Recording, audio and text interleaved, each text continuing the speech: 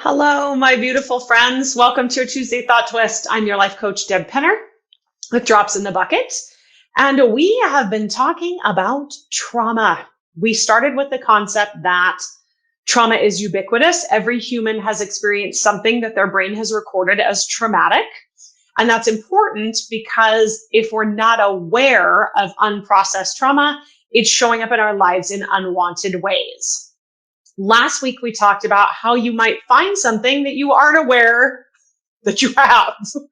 And so this week, I want to wrap up our discussion of trauma by offering you some ways that you can both continue the exploration and also to help your brain process traumatic events. So what I mean when I say that, process trauma, is if we have a trauma that we've not yet dealt with, it's generally hanging out in our subconscious mind. Even if we have a conscious recollection that something happened that maybe was traumatic to us, if it is unprocessed, there is a portion of this event, somewhere between 1 and 100%, that is hanging out in the subconscious mind. And that's actually what causes the problem, because your subconscious doesn't have a sense of timeline. Your subconscious is always in the present moment. So if there is a trauma caught in your subconscious mind, then on that level in your brain, the trauma is always happening because your subconscious has no concept of the past. Everything is the present moment in your subconscious mind. So any trauma that has yet to be resolved at the subconscious level is always happening to you. And that's what creates those triggers that we talked about last week. It's because there's this thing that in this portion of your brain is always happening to you. And anytime something calls attention to that, it's right there in your face in that moment. That's what causes those disproportionate reactions that we see in triggering. So when I say process your trauma, what I mean by that is to actually let your brain work through that occurrence, whatever it is, until it gets to the point that it can say, oh, okay, well, this is now in the past and I'm going to file it. So imagine you have a desk and all of the work that you're doing at this moment is on the surface of your desk. And when you finish a task, you get to take it off the surface of your desk and put it in your file cabinet. So that's very much what this looks like. As long as your trauma is unresolved or unprocessed, it's on the surface of your desk, on the surface of your subconscious desk. And when we're able to process the trauma, that literally is finishing the job on the desk and putting it away in the file cabinet. Once that has happened, now we no longer have a trauma, we have a memory. So it doesn't mean to process a trauma, doesn't mean that you forget that something happened to you. It means that now it is just something that happened to you and it no longer has this triggery, in the moment, very emotional component to it. So before I share my top 3 ways of doing that, of processing trauma with you, I want to take a second and just remind you, or tell you, if you weren't already aware of this, that processing through trauma is not always a solo job. So often with big T trauma, and sometimes even with little t trauma, we need help. It's too much. It's too upsetting. It's too overwhelming. It's too triggering. It's too much emotional activation to do on our own. So as you're using the thoughts and the tools and the questions and the techniques that we cover in these 3 weeks, as we've talked about trauma, to begin to sort of explore your inner landscape, never ever be afraid, my friends, to reach out for a tour guide. Okay. So if as you begin to poke around in your subconscious, you are finding things that feel like they aren't safe for you to look at, if you're finding that the reactions that you're having to checking into some of your trauma history are leaving you feeling overwhelmed, if they're damaging your ability to be able to live your everyday life, or if it simply feels like, I just don't think I want to look at that in a room all by myself. Totally okay. So don't ever hesitate to reach out to a professional who can be with you and who can help you through this process.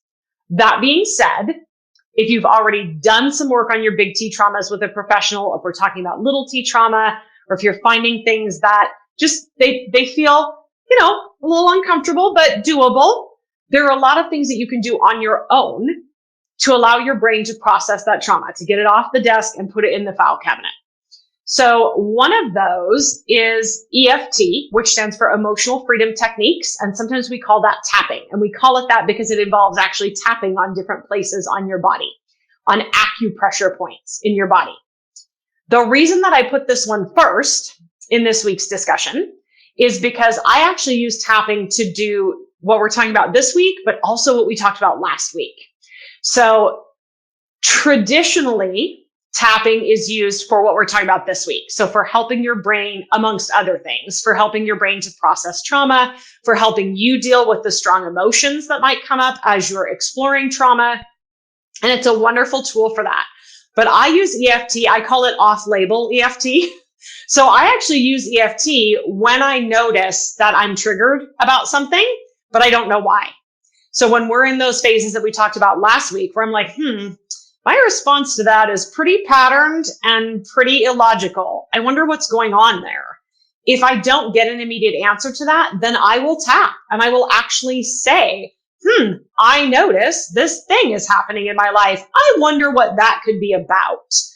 And then I go through the tapping process in a more inquisitive way. So instead of knowing what's going on and being able to describe what's going on, and letting that lead me somewhere, which is how we would traditionally use tapping, I can actually say, I don't know what's going on, but I sure do wonder, and I'm ready to find out. And I use the process in the same way, but kind of coming in almost at an earlier stage, if you will. So tapping or EFT can be used both to explore from our triggers, from our patterns, our habits, the things we can't seem to change, the stuff we talked about last week, or it can be used when we've also already figured out what the thing is, and we're ready to start allowing for processing of that to happen. Second technique I want to share with you is inner child work.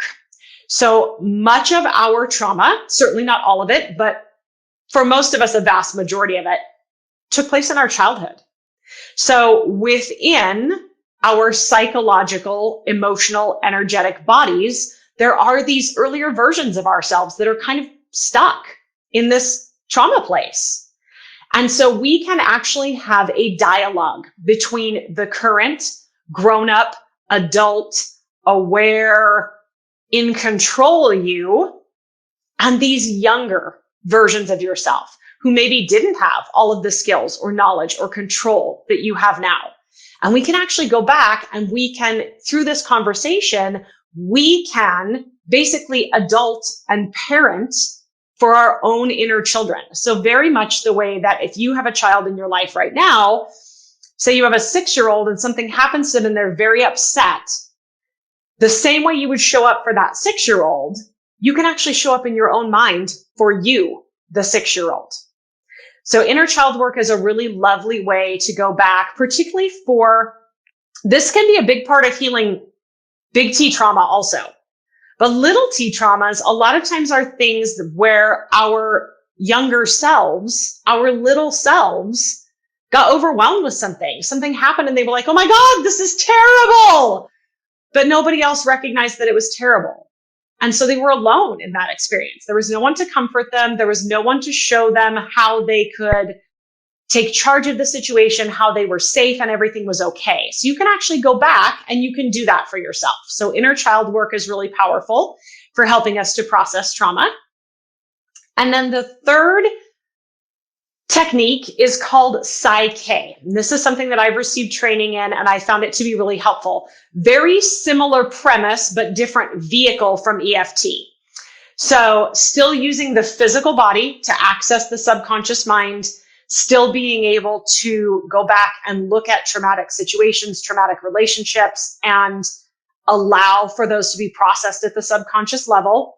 And Psyche has a special focus on belief structures also. So we're able to use this to identify how some of these traumas have created non-supportive or limiting belief structures for us. And then we can use the Psyche process to insert a supportive, expansive belief structure in place of some of the things that our brain may have created to support ourselves and protect ourselves during trauma that are now limiting us.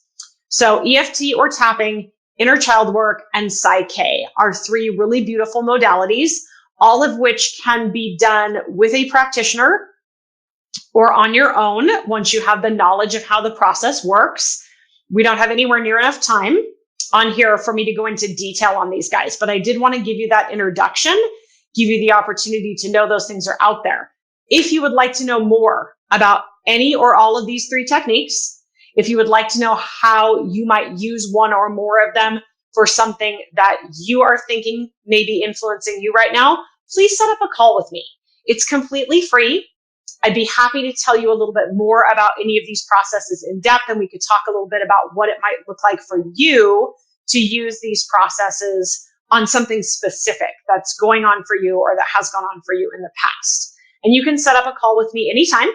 You can do that right at my website, which is drops, DROPS, with Deb at Gmail. And that's my email. Sorry. dropswithdeb.com. Right there on the homepage, there's a button that says talk to me. So you can just click that. You can schedule a free call with me, and then we can talk about any of these things that were interesting to you in a little bit more detail. So thanks for joining me for a little 3-week dive into trauma. I hope it's been helpful for you. Wishing you a wonderful week, and I'll see you next week.